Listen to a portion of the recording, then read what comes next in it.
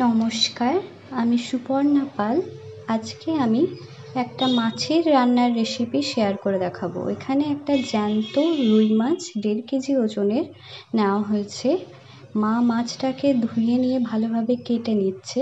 তো মাছটা এখন এত লাফাচ্ছিল যে খুব ভয় করছিল।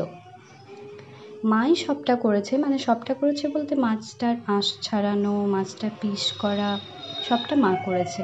তো মাছটা যখন কাটলো তখন দেখা গেল মাছটা মা মাছ ছিল। তো মাছটার ভেতরে অনেকটাই ডিম ছিল। তো আমি একটা চপিং বোর্ডে মাছটার ডিমটা রেখেছিলাম। তো মাছটার মা পিস করে নিচ্ছে।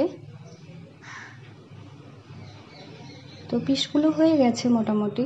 তো চপিং বোর্ডে আমি মাছটার পিসগুলো সাজিয়ে রেখেছি।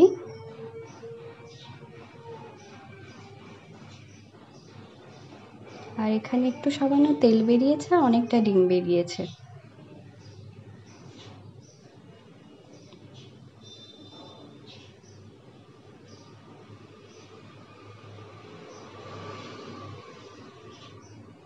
তারপর আমি মাছের টুকরোগুলো, ম্যাক্সিমাম টুকরো আমি ফ্রিজে স্টোর করে কিছুটা পিস আমি নিয়েছি রান্না করার জন্য। আজকে আমি সর্ষে মাছ ভাপা করব। তো তাই জন্য আমি এখানে সরিষার পেস্ট নিয়েছি, তারপর হলুদ গুঁড়ো দিলাম, তারপর দিয়েছি জিরে গুঁড়ো, তারপর কাশ্মীরি লঙ্কা গুঁড়ো, তারপর শুকনো লঙ্কা, কাঁচা লঙ্কা বাটা, এখানে আদা বাটা দিয়েছি,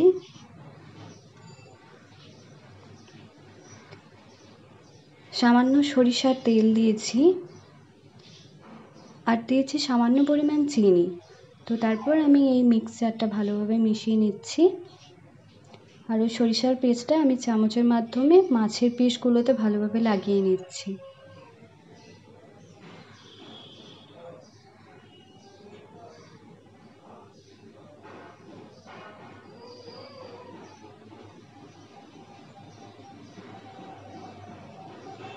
এখানে আমি 4টে কাঁচা লঙ্কা চিড়ে দিয়েছিলাম, একটা শুকনো লঙ্কা, 2টো তেজপাতা, সামান্য পরিমাণ সরিষার তেল ওপরে ছড়িয়ে দিয়েছিলাম। তারপর আমি এটাকে সিদ্ধ করার জন্য একটা কৌটোতে বন্ধ করে রেখে একটা স্টিমারে স্টিম করতে দিয়েছিলাম।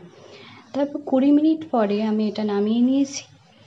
একটা ঝাঁঝালো সেন্ট উঠছিল। তো আমি তো ঝাল খেতে খুবই ভালোবাসি, তাই আমার তো ভীষণ ভালো লেগেছে ঝাঁঝালো সেন্টটার জন্য। আর রান্নাটাও ভালো হয়েছিল, প্রশংসা করছিল মা বাবা। তো আপনাদের কেমন রান্নাটা লাগলো বলবেন।